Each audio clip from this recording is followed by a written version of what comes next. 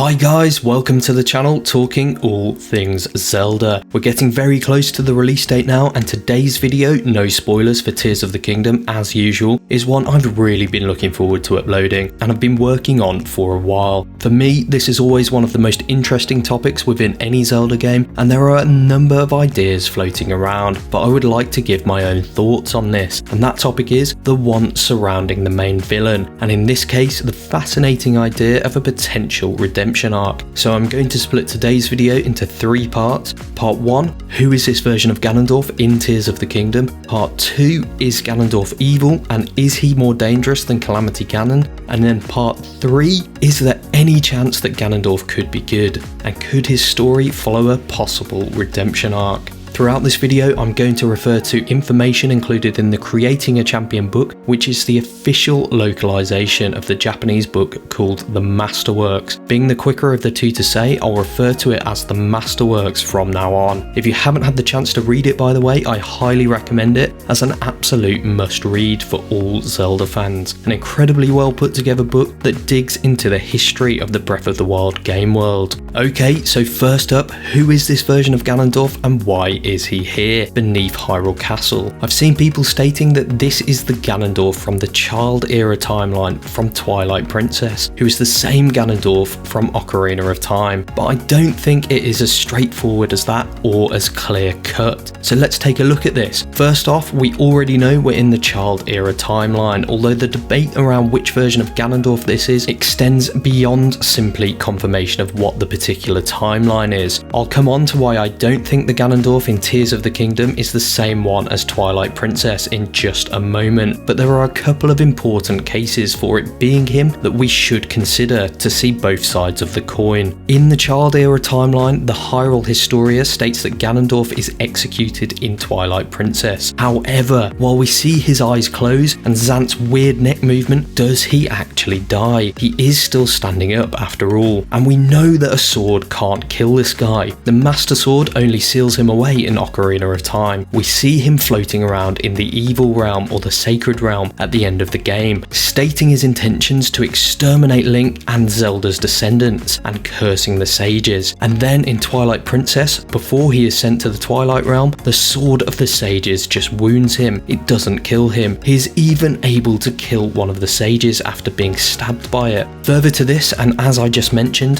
the wound the Twilight Princess Ganondorf is subjected to by the sword of the sages is something he never recovers from. It even shows on the underbelly when he transforms into Dark Beast Ganon. Now, look at this shot of the Tears of the Kingdom Ganondorf. The Zonai arm, as we now believe it to be, is placed directly over where the wound would be, and from the wound it seems like there is a shed load of malice pouring out into the surrounding cave. Clearly, this is the major argument for it being Twilight Princess Ganondorf. However, conversely to this, we know Ganondorf is born again in Four Swords Adventures, hundreds of years after the events of Twilight Princess, and we also know that a Ganondorf hasn't been born again in Breath of the Wild. The Masterworks specifies this, stating that, according to the Gerudo records, there has not been another male Gerudo leader since the king who became the Calamity. Instead, the Gerudo King's past mistakes and the horrors he unleashed are likely the reason the Gerudo now ban males, or those as they call them, from entering their city, let alone have them as leaders. It is their long-held belief that men simply bring disaster, but all this suggests to me is that only one Ganondorf can be alive at a time, as we equally understand to be the case with Link and Zelda. And before you say it, Four Swords is just one Link split into copies of himself. Which leads me to my next point. Why on earth would you kill or destroy Ganondorf if you know that he will ultimately be born again, but at a time you would be unable to determine, catching the realm by surprise? Well, it is unlikely that people would know this or understand the cyclical nature of his revivals, with various iterations of Ganondorf being so far apart in time, and with him only appearing in 3 eras so far that we know of, and by know of I mean played through: Ocarina of Time, Twilight Princess and Four Swords Adventures. The Wind Waker is another timeline, remember, in which there is no hero to start with, due to him being sent back in time to the child timeline, leaving Ganon to cause havoc when the hero did not appear again to save Hyrule. But what if they did figure this out in one of the eras, that it was a bad idea to execute him, as he will ultimately be reborn, likely a Gerudo King again, as he is in Four Swords Adventures. In that era, after all, his final words are, "I am the King of Darkness, I cannot be destroyed by insects like you." So this could have been a story passed down from generation to generation, and they decided it was time to put certain contingencies in place, much like we know they tried to do in Breath of the Wild, following the successful defeat of the Calamity 10,000 years previously, whereby they created guardians and divine beasts, although we all know how it went the second time round. But the contingency plans failed in the Breath of the Wild era for a very specific reason. The mistake they made then centered around the royal family's fear of progression, becoming threatened by the Sheikah's advanced technology and therefore driving them away, which flipped the tables. An easy win for Ganon, knowing exactly what he would be facing, with no progression on the defense front. Granted, this mistake was put in place many thousands of years before Breath of the Wild, but the point being that this is an enemy you need to adapt to in order to defeat, and Hyrule didn't. It did not evolve. So this version of Ganondorf may be a new version of the Gerudo King of Thieves that we have not come across before. Think about it, there is supposedly a huge gap between Four Swords Adventures and the events in the Age of Prosperity, 10,000 years before Breath of the Wild, because that era of Ocarina of Time, Twilight Princess, Four Swords Adventures and everything beforehand is known as the era of myth, faded into legend, and we know from the masterworks that Ganondorf revived again and again, only to be sealed many times over. The words again and again, along with many times over, suggests more than the one revival that we know about occurred. This guy has been born again lots of times, which is truly exciting, because this means that this version of Ganondorf is a personality we have never encountered before. The development team have a blank slate to add as many complexities and layers to his character as they want. The Masterworks goes on to say, eventually the Demon King Ganon became hatred itself, holding a deep grudge against Hyrule. But how did he become hatred itself? That's the key question, and to me, to line up with what's about to happen in Tears of the Kingdom, I think I may have the answer. So we need to go back further than 10,000 years, past the initial calamity and into the era of myth. So much could have happened in that time. There will be countless untold stories from this era, but what I'm essentially theorizing is that one of these ages could have belonged to the Zonai, in the sense that they were a prominent race, so prominent in theory that they would have essentially acted as the royal family's right hand. Let's assume they were around for a couple of thousand years themselves. They could have seen Ganondorf reappear a number of times, on the basis he seems to reappear once every few hundred years. It is likely they fall into the era of myth. We already know from the Masterworks that they disappeared thousands of years ago. Furthermore, assuming they kept records of each of his appearances, they may have tried various methods to prevent his return, the final one before they were lost to history being the one we see in Tears of the Kingdom, on the assumption that they were on good terms with the Hylian royal family, and after discovering that killing him was not the optimal solution, they concluded that beneath Hyrule Castle was the safest place to keep Ganondorf sealed in place, and this shot for me proves it. This is a Zonai temple, the one that will be housing Ganondorf. The Masterwork states that these spiral patterns, similar to the ones you see on the temple here, seem to be the unique mark of the Zonai and can be seen throughout the land. And this is potentially why Ganon is now simply hatred itself. The human part of him is sealed here, being the part the Zonai and the royal family were able to pin down. So the malice pouring from him can only be hatred itself, the part that can't be sealed indefinitely, the part that has only one goal: destroy Hyrule.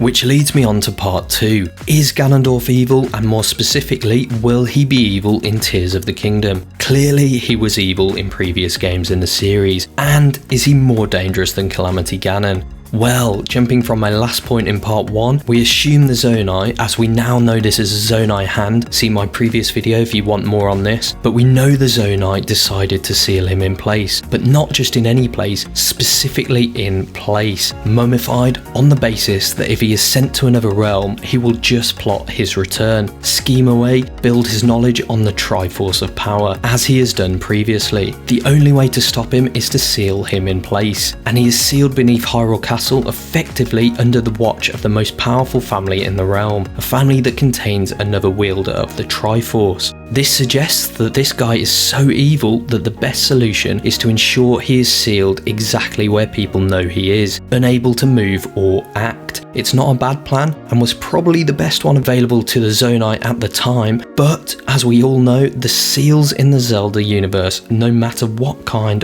always weaken. What is truly interesting is that Ganondorf always appears to be more calculated with his plans than pure Calamity Ganon. Ganondorf generally transforms into Dark Beast Ganon when he has suffered some form of defeat, usually at the hands of Link and Zelda. This is a manifestation of pure rage, when he loses control and his powers consume him. We know from the Masterworks in the distant past, Ganon, having long lost his reason, becomes Calamity Ganon, a pure incarnation of hatred and malice towards the royal family of Hyrule and the chosen hero. I surmise from this that Ganondorf, specifically the one sealed here, is the part of Calamity Ganon that is reason, the part of him that considers before acting, and that is the rationale behind sealing him in place. This part of him is the truly dangerous part. If he escapes, all hell will break loose. I suspect the royal family have always known he was there, and that the malice leaking out of him would form into Calamity Ganon,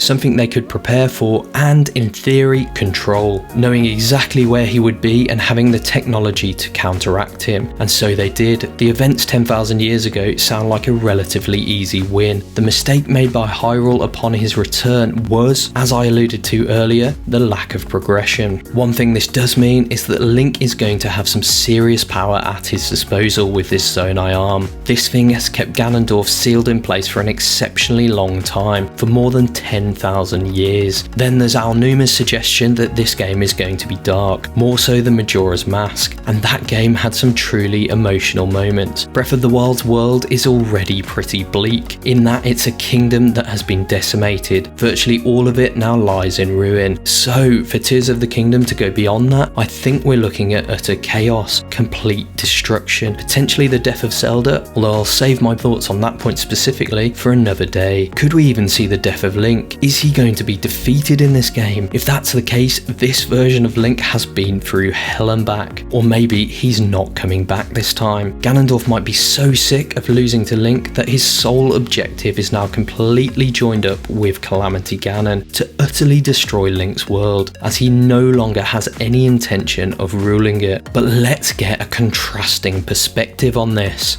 Part 3 then, and this is where it gets really interesting, and trust me, I hear you thinking, how on earth can Ganondorf possibly be good? And for the record, I'm not necessarily saying he is, but there are a few ideas we should consider. It's not an impossible concept, and a truly fascinating one, should the developers choose to head in this direction. Firstly, is Ganondorf actually in control of his actions? Is the Gerudo King in the driving seat? From what we know, Demise and Ganondorf are different entities, and we need to observe that this is by far the furthest into the timeline we have ever seen a Ganondorf. We are many thousands of years past his last known appearance here. The passage of time brings with it some baggage, as this guy has been resurrected a number of times, and you would have to expect that he has been deeply scarred by previous experiences, which in turn may lead him to question his ultimate objective. What is motivating the evil king? Is he being controlled by the hatred in Demise's cycle with no end? Let's dig into this by contrasting Link and Ganondorf's objectives. If we are in fact in a time loop, as I've discussed in previous videos, with Breath of the Wild and Tears of the Kingdom being concurrently the end and the beginning of the timeline, then the main objective for Link in Tears of the Kingdom could specifically be breaking that cycle with no end. And clearly, simply defeating the villain in each game is not enough to achieve this. Ganondorf's main objective, on the other hand, is usually to unite the three pieces of the Triforce: courage, wisdom and power, and we know from the trailer that he, at least at some point, wants to eliminate the Kingdom of Hyrule and her allies. But what about if the total destruction objective is deceptive and the Gerudo King has been corrupted by the malice, and that part of him that is Calamity Ganon? Has Demise's malice simply used Ganondorf and various others across the Legend of Zelda series as a vessel for his hatred all this time? Nintendo may stick with a relatively simplistic plot, but I'd love to see a conflicted Ganondorf fighting a constant internal struggle. Maybe there is some element within Ganondorf that is tired of this cycle, that wants to break free of the cycle with no end, that just wants his own free will back. For all we know, Ganondorf willingly submitted to having the arm of the Zonai placed upon his chest to seal him away, realizing what he had become.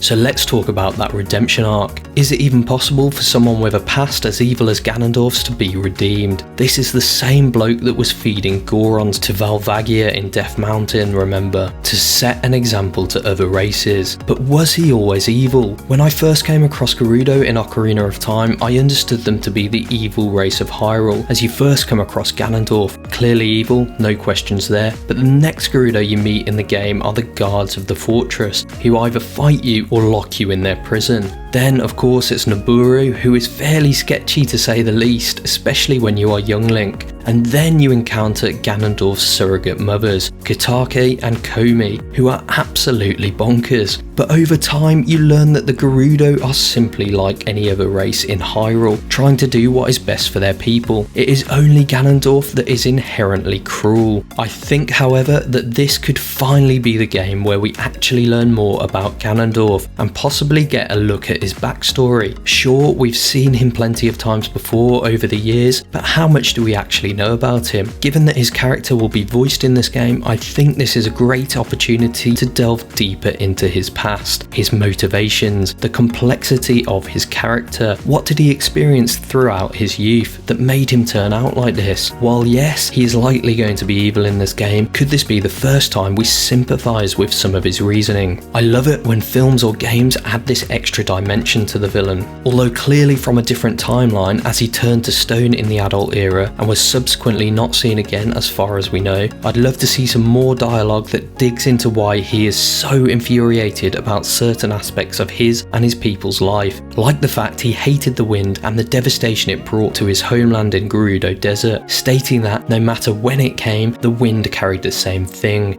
death. While also making clear his jealousy of the lives that the other races dotted around Hyrule seem to enjoy. There are going to be some serious twists and turns in Tears of the Kingdom, and I think they're teeing us up for one awesome story, much deeper than Breath of the Wild's. Can he be redeemed then, much in the same way as was Anakin Skywalker ever truly redeemed from all the evil he wrought? It probably depends on who you're asking, but most would land on no, not truly redeemed. But that isn't to say he couldn't at least try to make amends. So let's for a moment, as odd as it sounds, assume Ganondorf wants to make amends. How does he even go about breaking the cycle? And this is where it gets even more interesting. What about if Link's and Ganondorf's objectives actually line up? They both want the cycle to end, and one surefire way of making this happen is by destroying the Triforce. Imagine a game where we are actually trying to destroy the Triforce instead of restoring it. But it's not as silly as it sounds. It actually makes perfect sense. For when has the Triforce ever really been a benefit to anyone? Think about it. The Wisdom Piece puts an unnecessary pressure on Zelda to fulfill her duties, especially in Breath of the Wild. Or, throughout the series, it ultimately means that Ganondorf is attempting to capture her.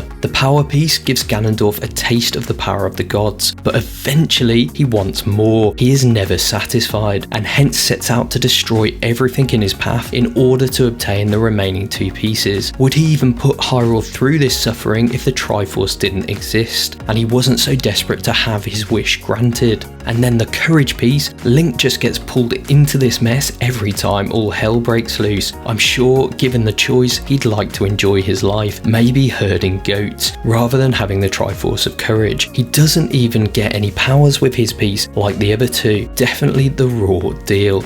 Good job, our main man has broad shoulders. So, could Link, Zelda and Ganondorf work together to remove the Triforce from the equation completely, therefore breaking the cycle of hatred? Imagine how incredible a Zelda game where you can actually play as the three Triforce wielders would be, all working towards the common goal of defeating Demise and consequently the cycle without end. Food for thought. Wrapping up then, this is a fascinating topic, one that I have many more ideas on and would certainly like to revisit. Just digging into all of this has sparked tons of ideas for great future content, including my next upload. The Zelda series has such a rich history. I'm excited for the main villain, or is he the main villain, to be humanoid in nature again. It had so many more dimensions than simply fighting a dark beast. There's an opportunity here for the Zelda team to add complexities to Ganondorf and build a multi-layered story, and I hope they have taken it. Truly exciting times ahead. I'm working on lots of new stuff, so please do help me out and get those notifications on for new uploads. I want this channel to be as interactive as possible, so comment down below to let me know if you agree with anything discussed today. Please also help me out and subscribe, and I'll throw some more awesome content your way soon on all things Zelda. Thanks, have a good one, and catch you next time.